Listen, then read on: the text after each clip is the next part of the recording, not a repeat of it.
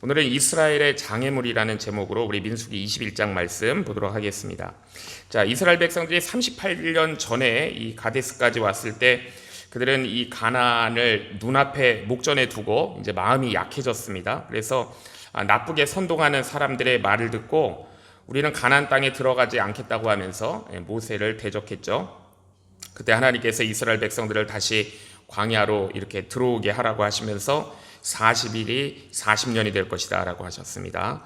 자, 그러자 이스라엘 백성들이 다시 용기를 내가지고 하나님이 올라가지 말라고 했는데 이 가나안 족속을 치러 올라갔다가 완전히 패하고 도망쳐서 쫓겨나온 곳이 바로 호르산입니다. 호르마였습니다. 민수기 우리가 14장에서 보았는데요.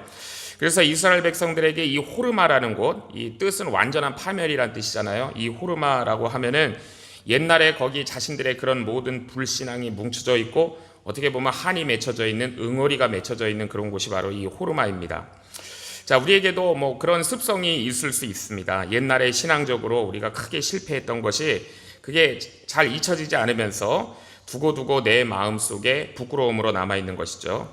자, 그런데 이것이 하나님 앞에서 우리를 겸손하게 하는 것이 아니라 또 때로는 우리의 은혜를 갉아먹어버리고 우리의 용기를 빼앗아가고 이렇게 침체시키는 그런 부정적인 자아상을 만들어버리는 경우가 많습니다.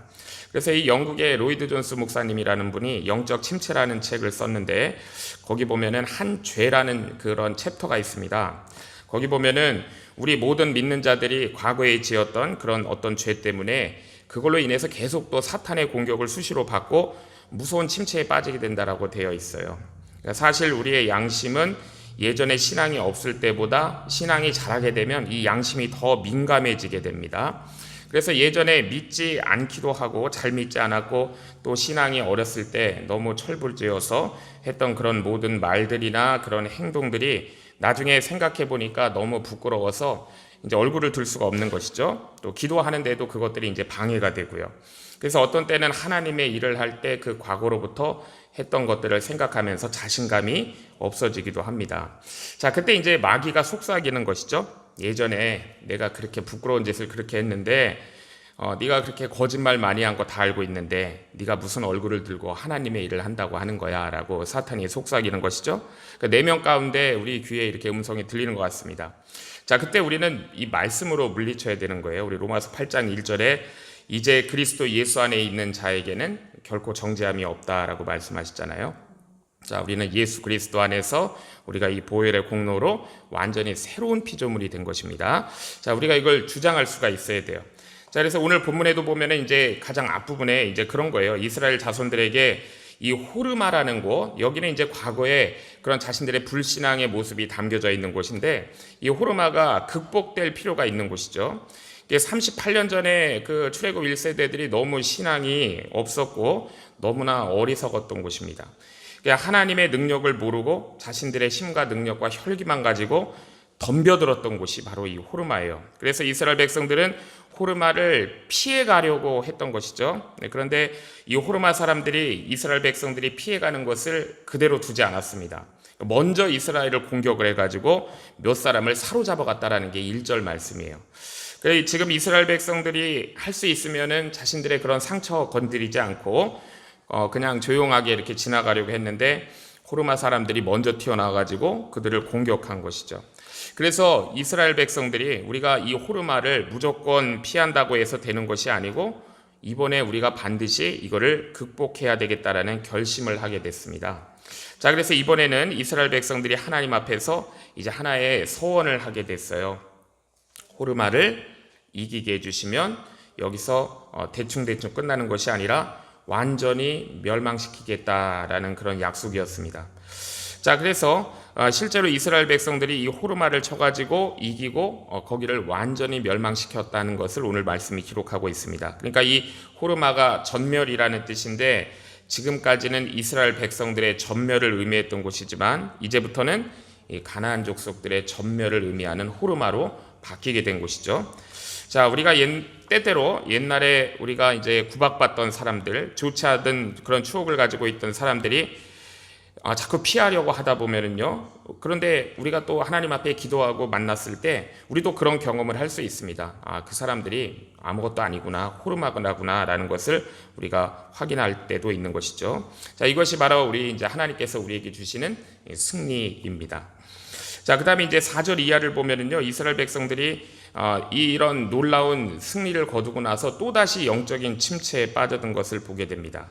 그러니까 그 에돔을 통과하지 못했잖아요. 그리고 이제 험한 광야길을 우회해 가지고 이렇게 돌아서 걸어가는데 그 가운데 불평불만이 있는 것이죠. 만일 이스라엘 백성들이 그 에돔을 통과해서 왕의 대로를 갔더라면 아주 넓은 대로로 편하게 갈 수가 있었을 것인데 에돔이 길을 막았죠. 가지 못하도록 막는 바람에 어쩔 수 없이 돌아가야 했습니다. 자, 그런데 이 돌아가는 길이 아니고요. 사실은 이게 이제 말이 돌아가는 길이다 그렇지만 너무나 험한 골짜기였어요. 그러니까 길도 제대로 없고 이 많은 사람들이 어떻게 보면은 손으로다가 기어서 올라가는, 이렇게 산을 올라가야 되는 것이죠. 또 그렇게 해서 골짜기를 내려가야 되는 거예요. 그러니까 이거는 완전히 그 에돔 땅을 가지 못하면서 고생을 사서 하게 되었습니다. 자, 그래서 이스라엘 백성들이 너무나도 먼 길을 돌아가는데 또 거기에 먹을 것마저 제대로 없으니까 원망과 불평이 터져 나온 것이죠. 그래서 이스라엘 백성들이 하나님과 모세를 원망하면서 욕했을 때, 자, 오늘 본문이 말씀하시는 것이 뭐냐면 가장 먼저 듣고 달려온 것이 뭐냐면 불뱀이었습니다. 그래서 여기서 이 불뱀이라는 것은 독사인데요. 뭐 빨갛게 생겨가지고 그 생긴 색깔이 빨개서 불뱀이라고 하기도 하고, 또 이 불뱀에 물리게 되면은 타는 듯한 그런 온몸에 열이 나기 때문에 불뱀이라고도 하는 것이죠. 하나님을 원망하고 불평하는 이스라엘 백성들에게 찾아온 것이 뭐냐면 온몸이 타들어가는 것과 같은 독사떼의 공격, 불뱀의 공격이었습니다. 아마 굉장히 많은 사람들이 이 불뱀한테 물렸던 것 같고요. 그리고 물려서 얼마 되지 않아 많이 죽은 것 같아요. 자, 그런데 이스라엘 백성들의 모습을 보면은 빨리 정신을 차린 걸 볼 수가 있습니다. 자, 이 불뱀의 공격이 우리의 원망과 관계가 있다는 것을 생각하게 된 거예요. 사실 우리가 이 장면만 봐도 이스라엘 백성들이 40년 광야 생활한 것이 헛된 것은 아니다라는 것을 우리가 볼 수가 있습니다.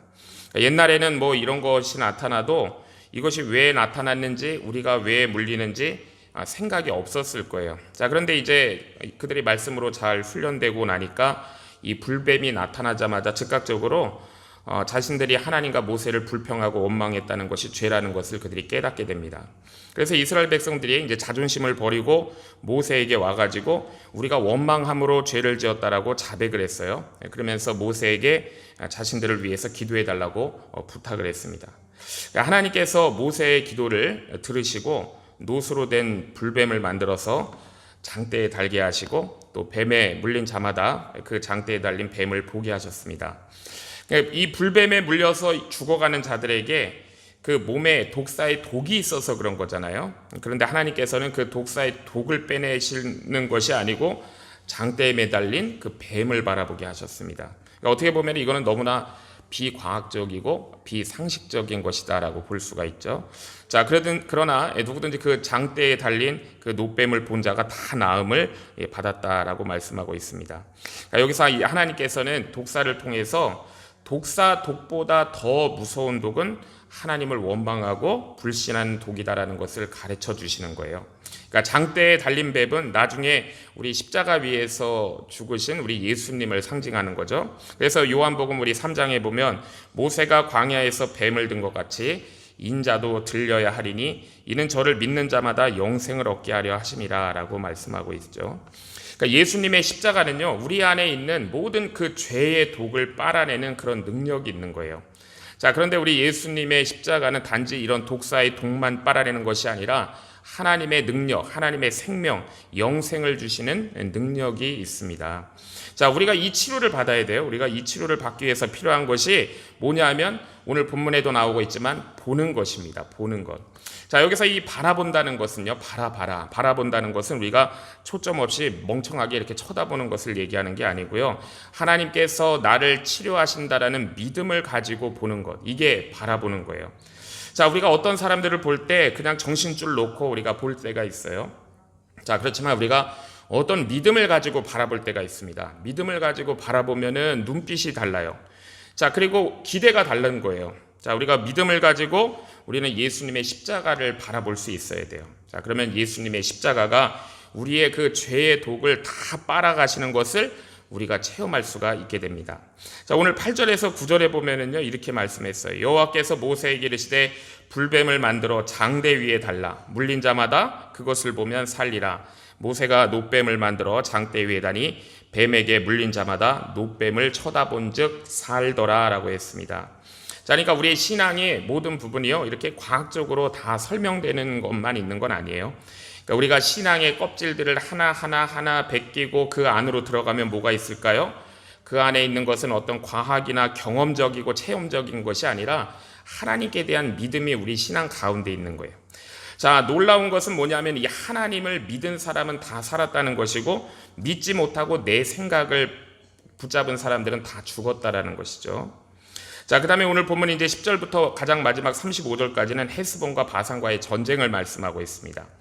이스라엘 백성들이 그 에돔의 빠른 길로 가지 못하고 아래쪽으로 삥 둘러서 이렇게 돌아갔는데 모압까지에 있는 그 광야에 오게 됐다는 거예요.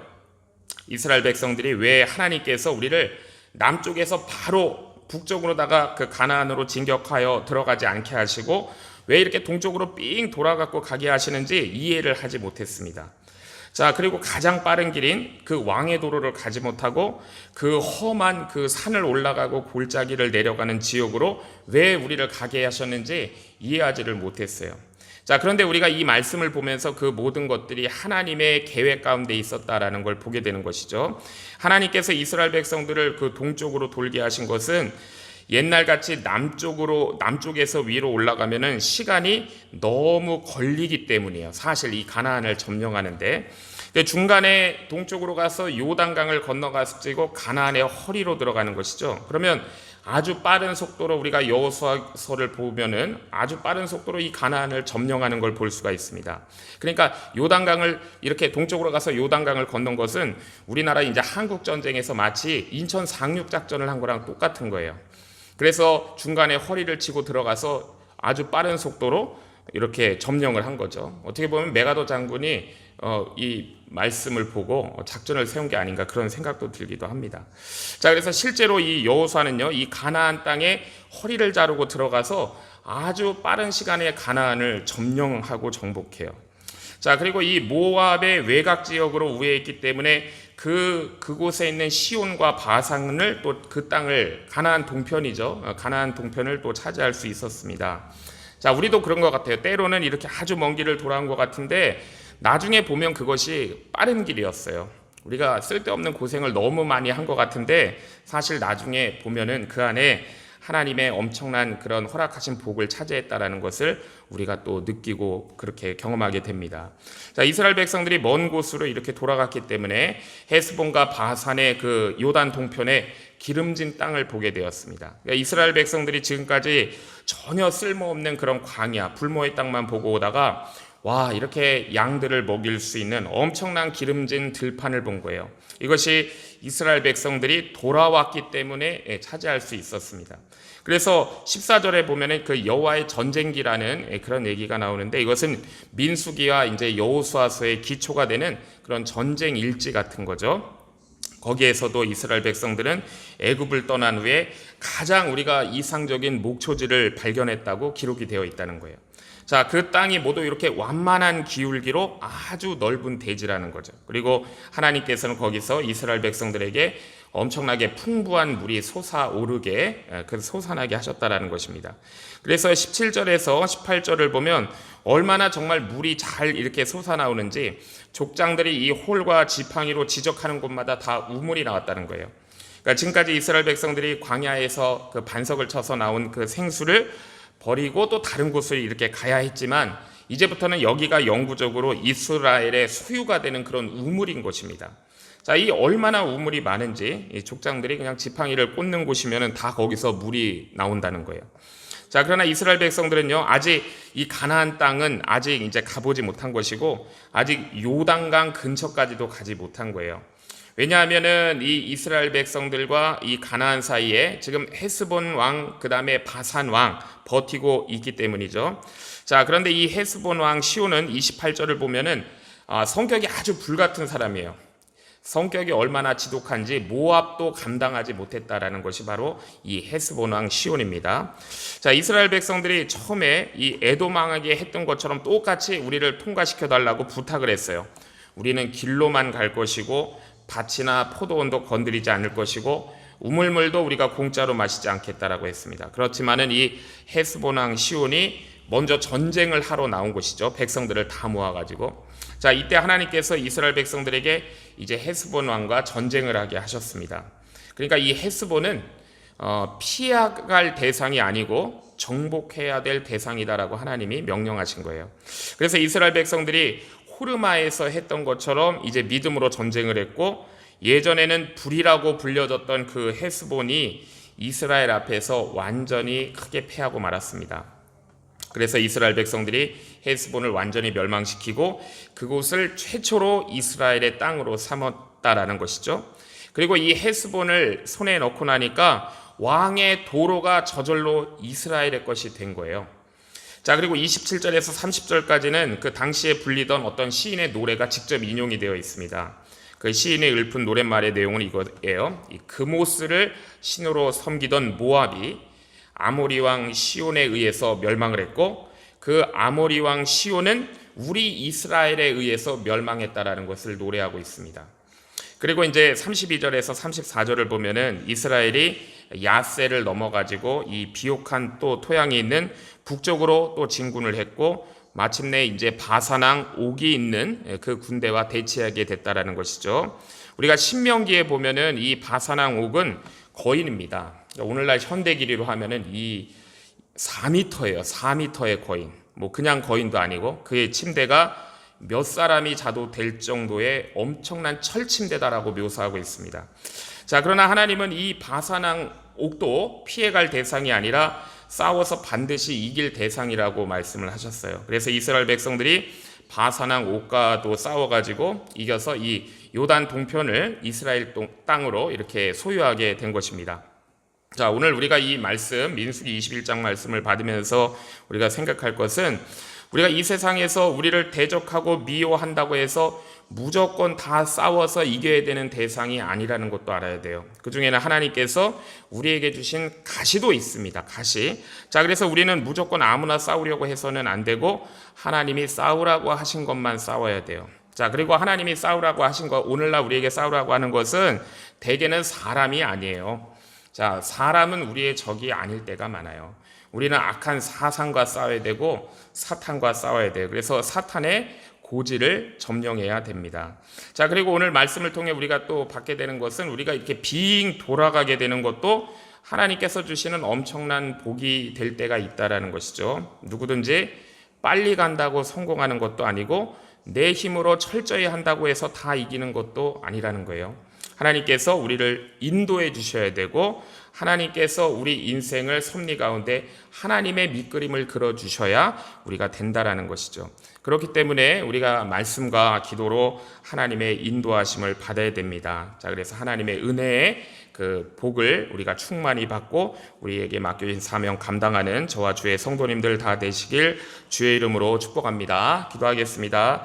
하나님 아버지, 오늘 주신 말씀 통하여 또한 우리를 붙드시고 인도하시는 하나님의 은혜를 깨닫게 하시니 감사합니다. 오늘 주신 말씀 통하여 우리 안에 있는 과거의 실패와 죄책감 때문에 낙심치 않고 예수 그리스도 안에 있는 자에게는 결코 정죄함이 없음을 믿고 붙드는 저희들 되게 하옵소서. 십자가의 은혜로 새롭게 되어 믿음으로 든든히 서게 하옵소서. 또한 광야길에서 원망했던 이스라엘 백성들처럼 우리도 쉽게 불평하고 낙심했던 것을 용서해 주시고 긍휼히 여겨주시고 우리 안에 있는 불신과 원망의 독을 다 제거하여 주셔서 오직 주님의 십자가를 바라보게 하옵소서. 때로는 우리 인생이 멀리 돌아가는 것 같은 느낌을 받을 때도 있습니다. 그러나 그 길 가운데 하나님의 선하신 계획이 있음을 굳게 붙들고 우리의 생각보다 앞서 일하시며 우리를 사랑하시는 하나님을 온전히 신뢰하게 하옵소서. 우리 연합교회 성도님들 다 말씀과 기도로 온전히 하나님의 인도하심을 받기를 소원합니다. 세상을 잘 분별하고 끝까지 믿음으로 승리하는 귀한 주의 백성들 되게 하여 주시옵소서. 예수님의 이름으로 기도하옵나이다. 아멘.